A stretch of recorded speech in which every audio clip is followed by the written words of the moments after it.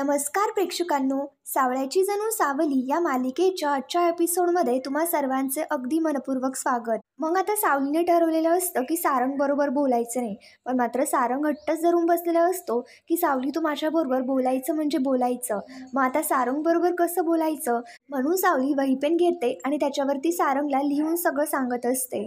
सावली सारंगला त्याच्यावरती लिहून सांगते की कधी कधी तुम्ही लहान मुलांसारखंच वागता. सारंग सांगत असतो सावली प्रत्येकाच्या आतमध्ये ना एक लहान मूल असतं आणि ते दाबून ना आतमध्ये ठेवतात. सारंग सावलीला म्हणत असतो तुझ्यासारखी काळजी घेणारी आणि तुझ्यासारखी जर व्यक्ती समोर आली ना तर ते लहान मूल आपोआप बाहेर निघतं. सारंगचं आता हे बोलणं पाहता सावली लगेच त्याच्यावरती छान अशी सारंगला स्माईल देते आणि सारंग सुद्धा छान मोकळेपणाने सावलीशी बोलायला लागतो. सारंग आता विचारत असतो का बोलत नाहीयेस तू माझ्याशी, काय झालं, बोल ना काहीतरी, माझं काही चुकलंय का, हवं तर मी तुझे पाय धरू का. मग याच्यावरती सावली लगेच कुणाहून सारंगला नाही नाही असं म्हणते. त्याच्यानंतर सारंग आता चिडतो आणि लगेच सावलीला म्हणतो बरं ठीक आहे, तू जोपर्यंत नाही बोलणार ना तोपर्यंत आपल्यातली मैत्री सुद्धा संपली. सावली सुद्धा घाबरून जाते आणि लगेच आश्चर्याने सारंगकडे पाहू लागते. मग त्याच्यानंतर सावली लगेच स्वतःशीच म्हणू लागते की सारंग सर प्लीज असं काहीही नका करू, पण मात्र मी मैत्रीत असं तर सांगू शकते ना की माईंनी मला शिक्षा दिली आहे. मग त्याच्यानंतर सारंग तर तिरप्या नजरेने सावलीकडे बघत असतो. सारंगचा फक्त एवढाच हेतू असतो की सावलीने त्याच्याबरोबर काहीही करून बोललं पाहिजे, पण मात्र सावलीचा सुद्धा नाईलाज झालेला असतो आणि म्हणूनच ती सारंग बरोबर बोलत नसते. मग सारंग बरोबर बोलायचं म्हणून सावली परत सारंगला चिठ्ठी लिहू लागते. त्याच्यानंतर सावली लिहिणार तेवढ्यात लगेच भैरवीचा फोन येतो. भैरवी लगेच सावलीला सांगते की लवकर खाली ये, मी मेहेंदळे मेन्शनच्या खाली उभी आहे. आता तर भैरवी नेमकं का आली हा सावलीला नवीनच गोंधळ उभा राहिलेला असतो आणि सावली लगेच प्रश्नामध्ये पडते की भैरवी माई का आल्या असतील. मग आता त्याच्यानंतर सावली लगेच तिकडनं निघून जाऊ लागते. सारंग लगेच सावलीला थांबवत म्हणतो सावली काय चाललंय, सगळ्या जगाशी तू बोलतेस, माझ्याबरोबर बोलायला काय हरकत आहे. सावली सारंगला त्यांच्या स्टाईलने सॉरी बोलते. सारंग लगेच म्हणतो सॉरी का, आता काय झालं आणि कुठे चालली आहेस. सावली मात्र सारंगचं काहीच ऐकत नाही आणि लगेच तिकडनं निघून जाते. सावलीचं हे सगळं वागणं तर सारंगला फुल आश्चर्यकारक वाटत असतं. हे सगळं काय चाललंय त्याला तर काहीच समजत नसतं. त्याच्यानंतर आता सावली इकडे भैरवीकडे येते. भैरवी लगेच ओढत सावलीला विचारते काय ग, यायला एवढा उशीर का लावलास. सावली लगेच सांगते की मी सारंग सरांच्या खोलीमध्ये होते. आता सावली आणि सारंगच्या खोलीमध्ये हे ऐकल्यानंतर भैरवी तर आश्चर्याने विचारते काय, तू काय करत होतीस सारंगच्या खोलीत. कारण याचा अर्थ असा की मी तुला दिलेली शिक्षा तू विसरलीस, तुला अजून मोठी शिक्षा हवी आहे का. सावली भैरवीला सांगण्याचा प्रयत्न करत असते की माहीत असं काहीही नाहीये, मी त्यांच्या खोलीमध्ये गेले होते पण मी त्यांच्याशी एकही शब्द नाही बोलले. भैरवी म्हणू लागते अरे वा, म्हणजे तू सारंगच्या खोलीमध्ये होती आणि सारंगशी बोलली नाही, मी या गोष्टीवरती कितपत विश्वास ठेवायचा. सावली लगेच आता विठ्ठलाची शपथ घेत म्हणते की मी विठ्ठलाची शपथ घेऊन सांगते, मी खरं सांगते, मी नाही बोलले त्यांच्याशी. याच्यावरती भैरवी लगेच म्हणते काय ग सावली, काही जरी झालं तरी सुद्धा विठ्ठलाची शपथ, तू खरं बोलतीयस तर मग रियाजाला का येत नाहीयेस. तुला माहिती नाहीये का की ताराची गाण्याची स्पर्धा किती महत्वाची आहे, ताराचं या सगळ्यामध्ये करिअर अवलंबून आहे. सावली मात्र भैरवीला आता खूप घाबरायला लागलेली असते आणि शांतपणे भैरवीचं सगळं काही बोलणं फक्त ऐकून घेत असते. आता त्याच्यानंतर भैरवी सांगत असते की एक विचार कर, हवं तर हा तुझा आणि तिच्या जीवन मरणाचा प्रश्न आहे ना, हा विचार कर. आता यापुढे जर तू एक दिवस सुद्धा रियाज मिस केला आणि जर आली नाही तर मी काय करेल माहिती आहे ना तुला. मग त्याच्यानंतर ही मूर्ख भैरवी सावलीला विचारते की तुझा हात बरा आहे का. सावली कुणाहून सांगते की बरा आहे, पण मात्र भैरवी सावलीला तिचा हात दाखवायला लावते. सावली जसा की लगेच हात समोर घेते आणि भैरवी लगेच जोरात सावलीचा हात दाबते. सावली वेदनेने काकुळत असते. भैरवीला म्हणत असते की माई सोडा, मला त्रास होतोय, पण मात्र ही मूर्ख भैरवी तर काहीच ऐकायला तयार नसते आणि सावलीचा जखमेचा हात भयंकर दाबते. भैरवी हात सोडून देते, पण मात्र तेवढ्यात वरती सारंग असतो. सारंग भैरवीला आणि सावलीला दोघींनाही खाली बोलताना पाहतो. भैरवी सांगत असते आज मी दिलेले उपकार जर तू विसरलीस ना तर मग बघ काय होतंय. तुला आणि तुझ्या त्या भिकारड्या कुटुंबाला 2 वेळचं गिळायला मिळतंय ना ते फक्त माझ्यामुळे. हे सगळं फक्त या भैरवीच्या मेहरबानीने होतंय. सावली तर आपली बिचारी रडायला लागली असते. सारंगवरती फोनवरती बोलत असतो आणि तसंच सारंगचं लक्ष खाली जातं. सारंग भैरवीला आणि सावलीला दोघींना एकमेकींशी बोलताना पाहतो. भैरवी म्हणू लागते ते रस्त्यावरती भीक नाही मागत आहे ना, ते कोणाच्या मेहरबानीने माहिती का, फक्त या भैरवीच्या मेहरबानीने. एवढंच नाही तर तो तुझा आजारी भाऊ कोणाच्या मेहरबानीने जिवंत आहे, फक्त या भैरवीच्या मेहरबानीने. त्यामुळे ही गोष्ट कधीच विसरायची नाही. भैरवी पूर्ण हातवारे करत सावलीशी बोलत असते आणि सारंग तर तो सगळा प्रकार पाहत असतो. भैरवी ज्या पद्धतीने बोलत असते त्या पद्धतीने सारंगला ओळखायला तर कन्फर्मच होतं की भैरवी ही सावलीवरती ओरडतीये. सावलीच्या हाताला त्रास होतो ही गोष्ट सुद्धा सारंगने वरती पाहिलेली असते आणि त्याच्यात थोडाफार का होईना पण थोडासा प्रकार तर लक्षात आलेलाच असतो. मग त्याच्यानंतर भैरवी तिकडनं निघून जाते. सावली रडतच काकुळत इकडे आता किचनमध्ये येते. त्याच्यानंतर तेवढ्यात लगेच किचनमध्ये सारंग येतो. सावली आता सारंगला पाहता डोळे पुसते पण मात्र सावली रडतीये हे सारंगला कळलेलं असतं. सारंग लगेच सावलीच्या समोर येतो आणि विचारतो, रडतीयेस ना तू? भैरवीजी नेमकं तुला काय म्हणाल्या? पण मात्र सावली मान हलवत काहीही नाही असं म्हणते. सारंग आता विचारत असतो, सावली नेमकं काय झालंय सांग मला. सावली मी सगळं काही बघितलंय. आता सावली आश्चर्याने सारंगकडे पाहायला लागते. सावलीला असं वाटतं की भैरवीने जो सावलीचा हात दाबला होता तेच सारंगने बघितलं. पण मात्र दुर्दैवाने सारंगने तोच सीन हा मिस केलेला असतो. सावली मात्र शांतच असते. सारंग आता विचारत असतो, सांग मला काय म्हणाल्या तर तुला? सावली रडते ही गोष्ट काही सारंगला सहन होत नसते. सारंग सावलीला सांगतो, आधी ते डोळ्यातले अश्रू पुस बरं. मग सावली लगेच तिच्या डोळ्यात आलेलं पाणी पदराने अलगद पुसते. सारंग आता सांगत असतो, सावली भैरवीची कर्तृत्वाने मोठ्या असतील, तू त्यांच्याबरोबर काम करतेस, मी सगळं काही समजू शकतो. पण सावली तू परत एकदा विचार कर की तुला त्यांच्याबरोबर काम करायचंय की नाही करायचंय. सारंग सावलीला अगदी बरोबर समजावून सांगत असतो, हे बघ सावली, काम करतेस मला रिस्पेक्ट वाटतो. मी असं नाही म्हणत की तुझे काम नको करू, पण मात्र आपण जिथे काम करतो तिथे आपल्या कर्तृत्वाची आपल्या कामाची जर रिस्पेक्ट केली जात असेल ना तर तिथे काम करावं. सावली मात्र शांतपणे सारंगचं बोलणं ऐकत असते. सारंग सावलीला समजावून सांगत असतो की लग्नानंतर तू या घरामध्ये आली, तुला या घराची खूप काळजी असते. पण जर सावली फक्त तेवढीच गोष्ट असेल ना तर त्याची जबाबदारी तू माझ्यावरती सोड. त्याचं नेमकं काय करायचं ते मी बघतो. पण मात्र यापुढे एक गोष्ट लक्षात ठेव. सारंग स्पष्टपणे सावलीला सांगतो की यापुढे तू भैरवींजींकडे काम करायला जायचं नाही.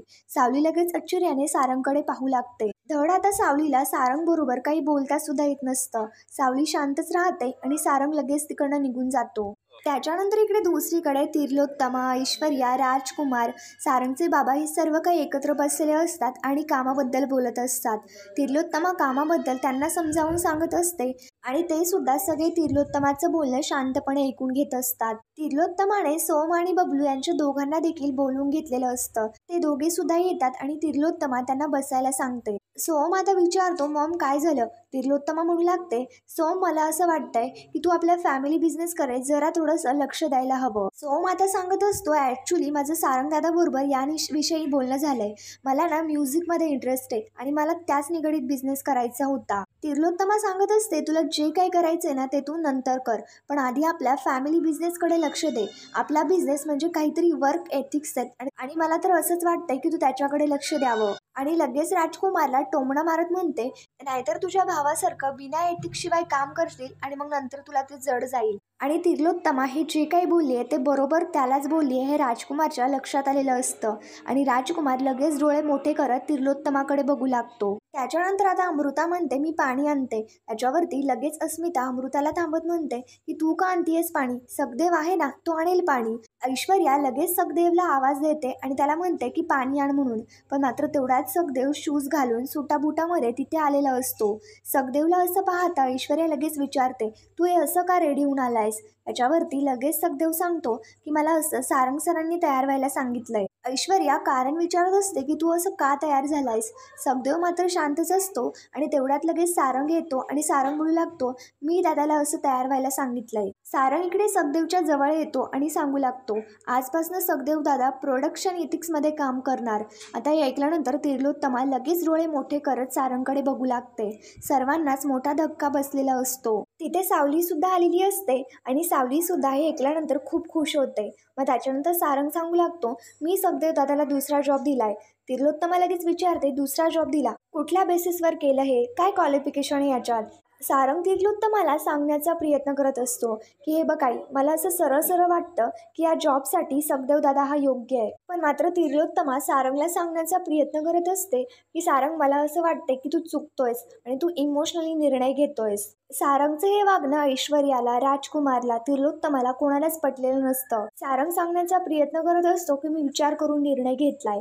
आता इथे ऐश्वर्या बोलली नाही म्हणजे ती ऐश्वर्या कुठली? आणि लगेच आता ऐश्वर्या बोलू लागते की हे बघ सारंग, तू खरंच चुकतोयस. त्याचं शिक्षण सुद्धा पूर्ण झालेलं नाहीये, तो कसा मॅनेज करणार हे सगळं. सारंग आता लगेच ऐश्वर्याला सांगू लागतो, प्रोडक्शन करायचं काय ज्ञान असतं, शैक्षणिक ज्ञानापेक्षा व्यावहारिक ज्ञान असणं जास्त महत्त्वाचं असतं. आणि सखदेव दादाकडे व्यावहारिक ज्ञान आहे. ज्या गोष्टी त्याला माहिती नसतील त्या गोष्टी तो शिकून घेईल. आता सारंग असा सखदेवच्या बाजूने बोलतोय हे पाहता सावलीला खूप छान वाटत असतं.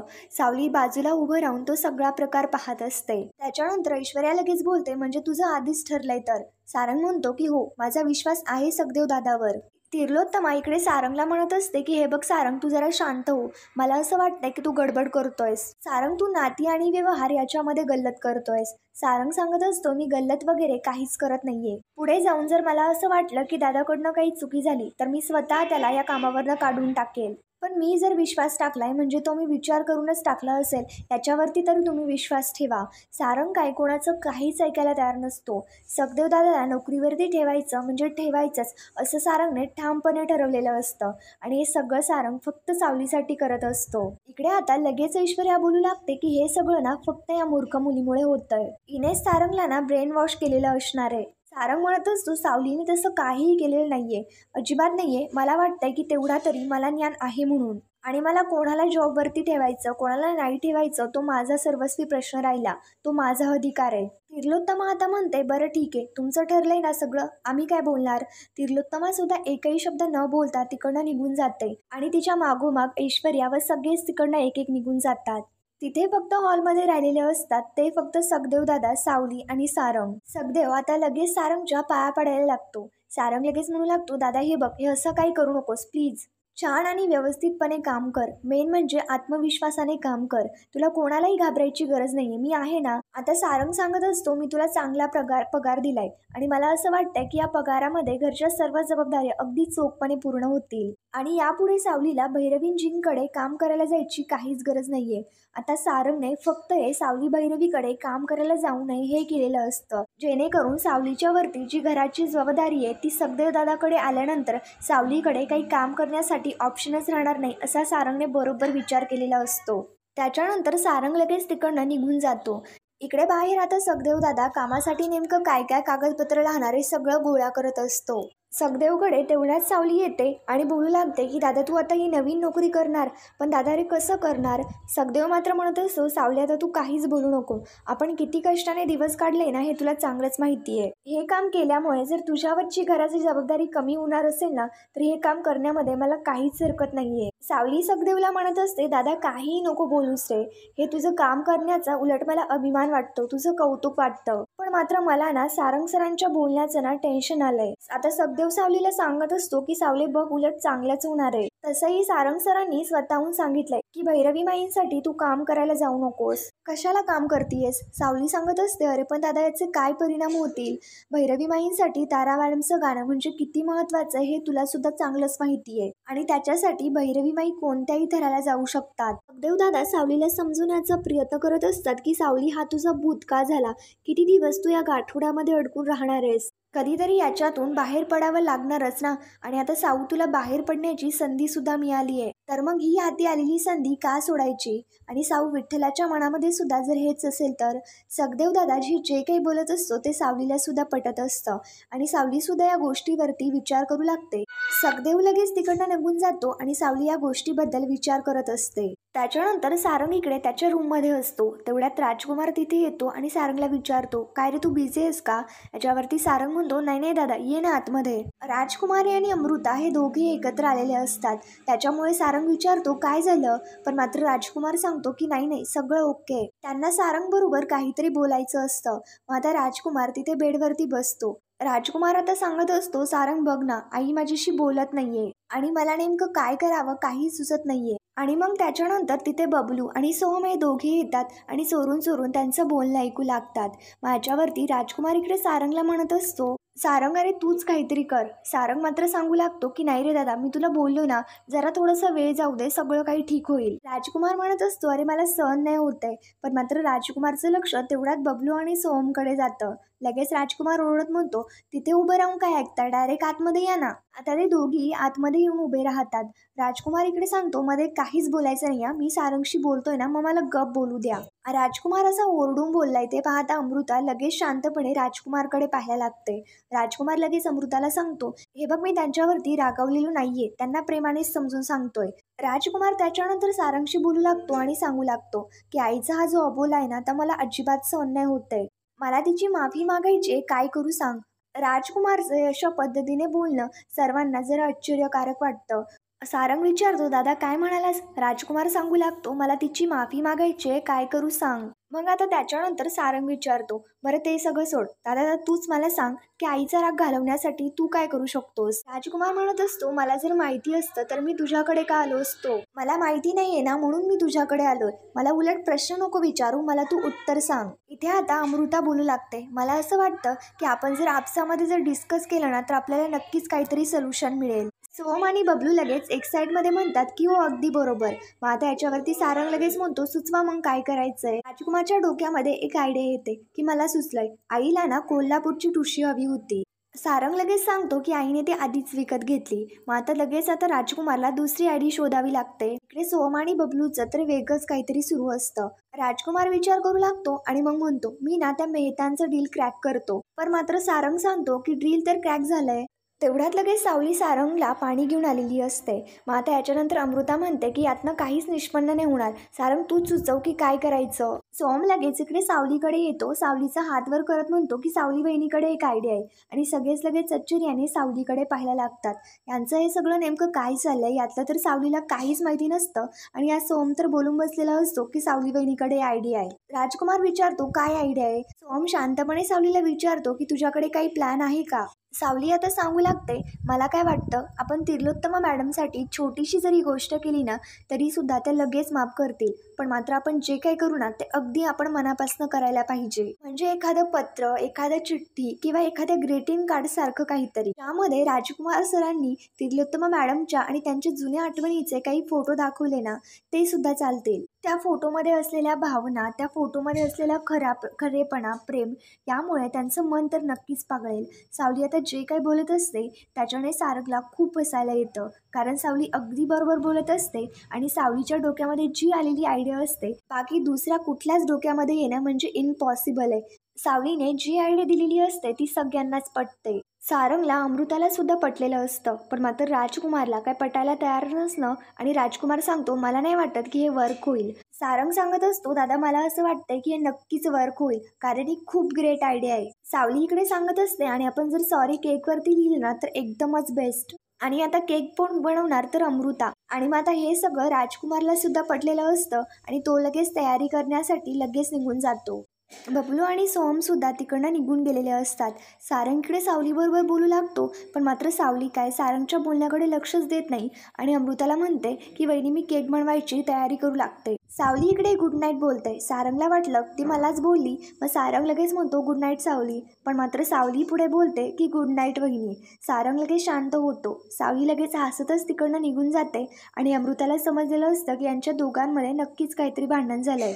अमृता लगेच सारंगकडे विचारते, सावली तुझ्याशी बोलत नाहीये ना. सारंग म्हणतो खरंच नाही बोलत आहे.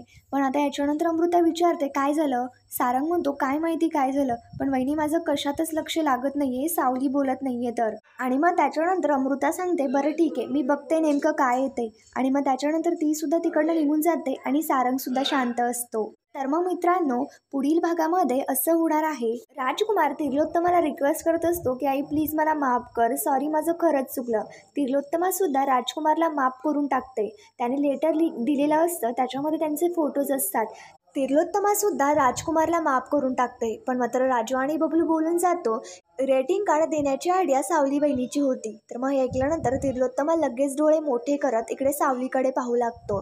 मग मित्रांनो, पुढील भागामध्ये नेमकं काय होणार हे तुम्ही पाहतच आहात. लगेच आमच्या चॅनलला सबस्क्राईब करा आणि व्हिडिओ आवडला असल्यास नक्की कळवा. थँक्यू.